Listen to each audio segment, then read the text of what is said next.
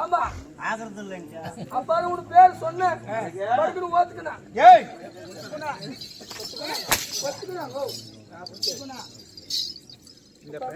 ஐய வேணும்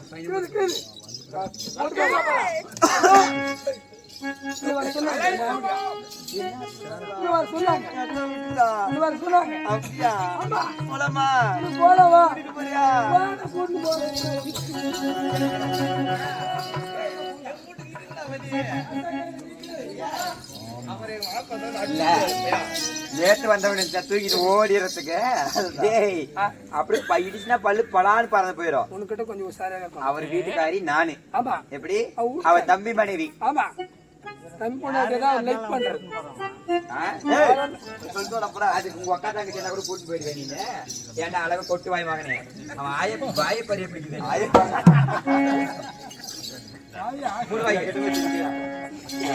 பள்ளி கொண்டு போயிடும். அது பேரு வாய் ஆயில கூட்டிட்டு போடா. சரிப்பா போடா வேணாம் வண்டியில வேணாம் மாட்டுக்காரவே அது வேணாம் அது வேணாம் வண்டி போகுதே மச்சா வண்டி போகுது அது வேணாம் அது வேணாம். வேற பாட்டுனா தெம்மாங்கு பாட்டு பாடு. தெம்மாங்கு பாட்டு. ஆமா தெம்மாங்கு பாட்டு இது நான் பாடாத நாள் இல்லையே பழைய கண்ணம்மா பாடாத நாள் இல்லையே.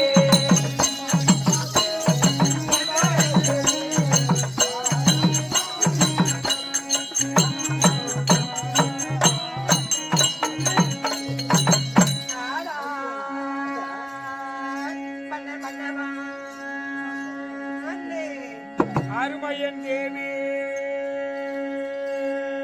மானுமதி பாதமுள்ள மாமா கண்ணே அதிபரணை சுவாமி தேவி சுவாமி இதோ என்ன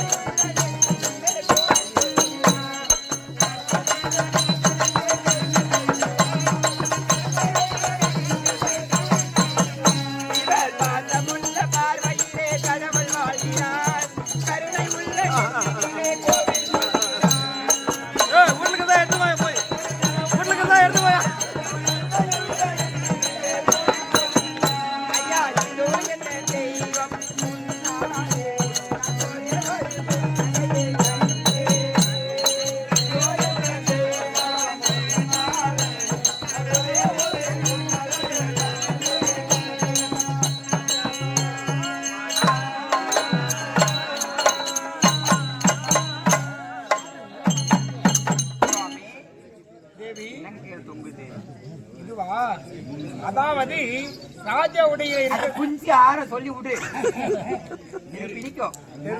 ஆமா கேட்டேன் சொல்றீ அது எனக்கு பிடிக்க. அது உங்க வாயால கேட்டா நல்லா இருக்குன்னு நினைச்சேன். சாமி மாமா உனக்கு சொல்லணுமா? எனக்கு வேணாமா? ரைட் அழகு சுவாமி தேவி உங்கள் பாதத்திற்கு ரெண்டு ஒண்ணு எப்படி ரெண்டு தப்பளம் போட்டு வச்சுட்டீங்களா இல்ல கமுக்கு போட்டு வச்சுட்டீங்களா? பன்னிரால் கால் கழுவி பட்டு பிதாமத்தால் துடைத்து பள்ளி முல்லை கோம்பு மந்தாரம் இருவாச்சி என்று சொல்லக்கூடிய அனைத்து வகையான பூக்களை ஒரு சேர நல்லா இருக்கு. கொஞ்சம் சொல்றிய ஒரு சேர பழித்து வந்து சுவாமி உங்கள் பாதத்தில் ரசித்து இந்த கால்ல ஒரு உதவாகிற வரைக்கும் அவ ஏதாவது பின்னோடி இந்த குஞ்சு ஆரம் நல்லா இருக்குது சொல்ல வேற ஒண்ணும் இல்ல. உங்கள் மனைவி பான்மதி பெருந்தரவால் வணக்கம் வணக்கம் வணக்கம் சுவாமி வணக்கங்க. வாழ்க தேவி. மாமா மாமா மாமா பாதத்திற்கு அதிபரே வணக்கம் மாமா. அடச்சி சொல்லி தொலை. வணக்கம் மாமா. வாழ்க வாழ்க கண்ணே எழுந்துரு. சரி அதான் சொல்லே இருக்கல. அப்படிதான் மாமா நாம போலாம். ஏங்க எதிரி மேல பயம்பக்தியில ராஜாங்க லேடிஸ்ங்க இல்ல என் மீது என்னாச்சுங்க ஆமுட்டு வரல சாமி. முன்னாடி பார்த்தா வருமால எனக்கு புதுப்பா போட்டு அப்படிதான் அன்னைக்கு அவங்க மக்களை பார்த்து புட்டு கோப்பம் போட்டு. சரி தேவி நீ தப்புங்க.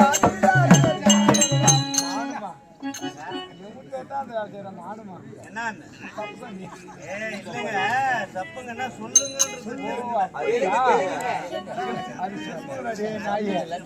தேவி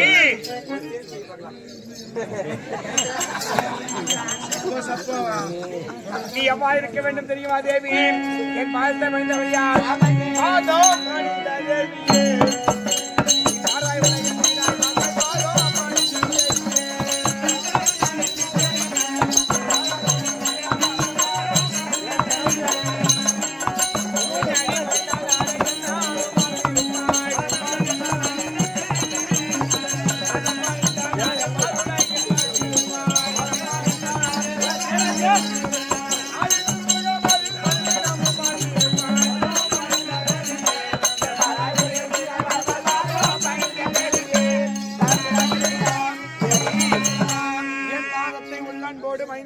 தேவி ஆண்டவன் அருளை பெற்று அமர்ந்திருக்கக்கூடிய தாய் தந்தை மாவட்ட ஆசீர்வாதத்தோடு நமது குரு பெரியவர்கள் ஆசீர்வாதத்தோடு தீர்க்க சுமங்கலியாக என் தேவியாக வாழ வேண்டும் தேவி. சுவாமி அப்படி இருந்தாலும் சுவாமி ஐயா ஐயால வேண்டிய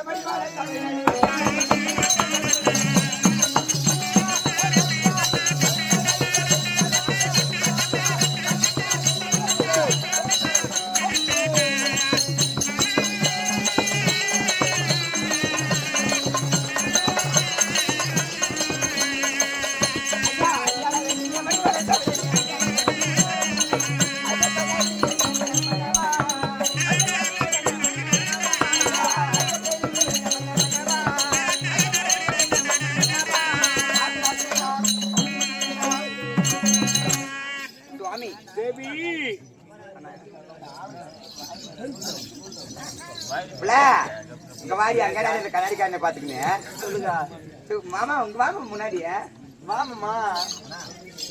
நல்லா இருக்குது எனக்கு குஞ்சாடா. எனக்கு இடுப்பு நிக்கிறது இல்லையம்மா, அதனால தான் உக்காந்துக்கிறது கொச்சு கொச்சு நிக்க முடியாது. அது ஏன்னு கேக்குறியா? முந்தானத்தை பெருமாடு மாதிரி எடுத்துக்கிச்சு, அதுல இருந்து ஆவறது இல்ல. முன்னாடி வாமம்மா. என்ன கேட்காத பெரிய மாடு சின்ன மாடு எடுத்துக்கலாம், நடு மாடு எடுத்துக்கலாம்.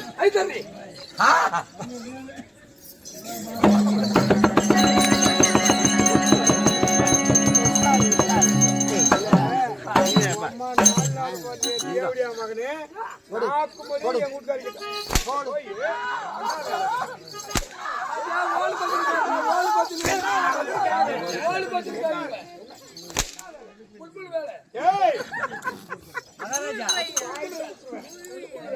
அவன் சும்மா இருந்தாலும் அவனை வச்சுக்கமா இருக்கிறான். என்னை பத்தி சாதாரணமா இருக்காத.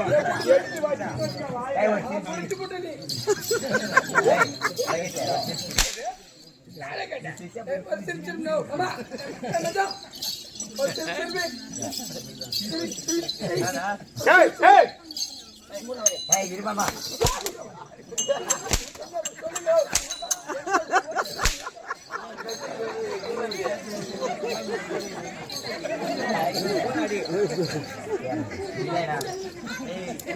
ஒரே ஒரு திருப்பு.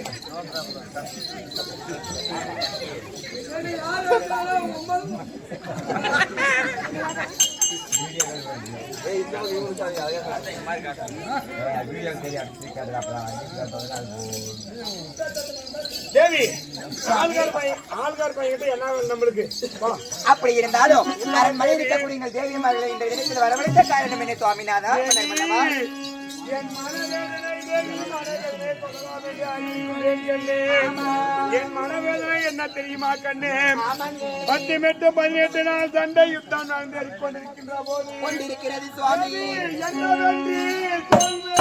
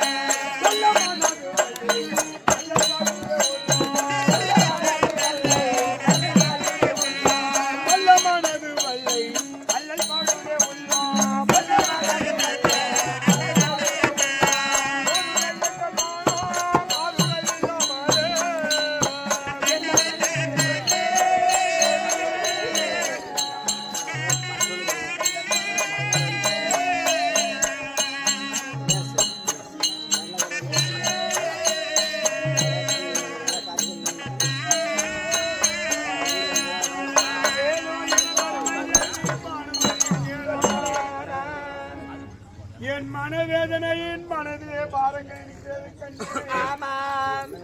என் மனவேதனையை நான் சொல்லலாம் என்று நினைக்கின்ற போது தேவி எனக்கு சொல்லவே மனம் வரவில்லையே கண்ணு சுவாமி. தேவி சொல்ல